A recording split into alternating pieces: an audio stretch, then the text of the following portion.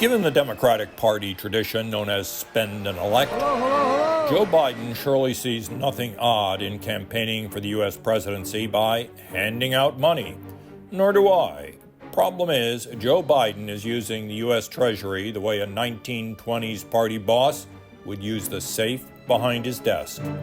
Not least in trying to bribe younger voters, long turned off by the 81-year-old president. I'm honoring that commitment today. Voila, we got the Biden student loan debt forgiveness plan. One may argue that with some 40 million Americans owing about $1.7 trillion in federal and private student loans, some measure of forgiveness could be defended by a Democratic president. Student loan debt is a racial justice issue. But the Biden proposal set off the what the heck is going on alarm. Congressional Budget's Office just put out a price for the plan, a price tag. They say $400 billion. No surprise, then, that the Supreme Court ruled that Mr. Biden had overstepped his presidential spending authority. Chief Justice Roberts, writing that the administration's claim that the plan was a mere modification was true only in the same sense that the French Revolution modified the status of the French nobility. I've been able to relieve $160 billion in student debt. The administration then did a bureaucratic workaround to continue the loan relief. For over 4.5 million Americans, including a significant number of black borrowers.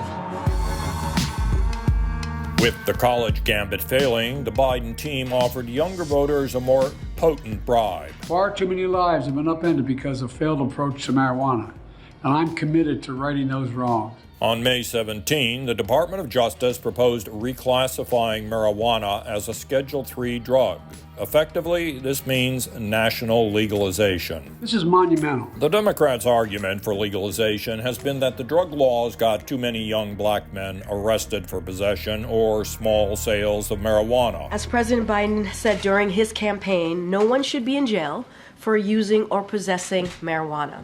So much for that pitch. An April Wall Street Journal poll showed support for Donald Trump among black men at an astonishing 30%, up from 12% recorded in a 2020 Associated Press poll.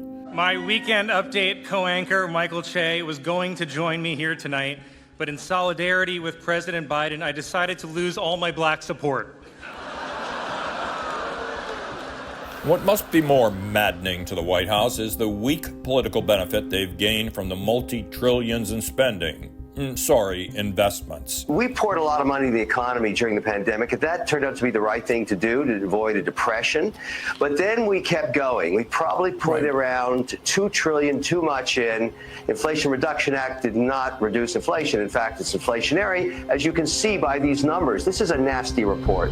The misnamed Inflation Reduction Act alone committed nearly $400 billion in subsidies and tax credits for renewable energy projects and electric vehicles. In all, the spending runs to about $1.6 trillion. Much of this industrial policy is intended to unlock private spending to create jobs. I'd still call it bribery on a historic scale. We write equity into the laws. We write equity and inclusion into the work we do each and every day. Many of the green energy projects, EV sales, charging stations, offshore wind farms, would be dormant absent federal pulleys. A lot of the policies that the president is pushing forward are incredibly popular. They are. Again, there's nothing out of the ordinary about a Democratic spend and elect strategy. But the latest Consumer Price Index report suggests people are paying around 19% more today than the month President Biden came into office. The response to the Lehman crisis was a $4 trillion fiscal and monetary. The response to COVID and the banking crisis this time around is $16 trillion. And inflation just doesn't normalize after a $16 trillion fiscal and monetary response inside 4 years. In response, Team Biden has now shifted to Plan F. Make the entire election about Trump and MAGA extremism's threat to democracy. My predecessor and his extreme MAGA friends are now going after diversity, equity, and inclusion all across America. They want a country for some, not for all. But this election looks to be overwhelmingly about the economy. So what's the argument against Mr. Trump other than Mr. Biden's delusion that he inherited 9% inflation from the former president. Biden made a claim that inflation under Trump was 9%. When it wasn't, it was a tiny fraction, it was 1.4%, and actually going down. Fact is, both candidates have embraced high tariffs.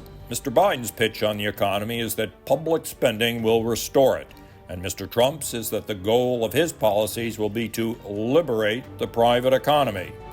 For most voters, the choice could be as simple as that.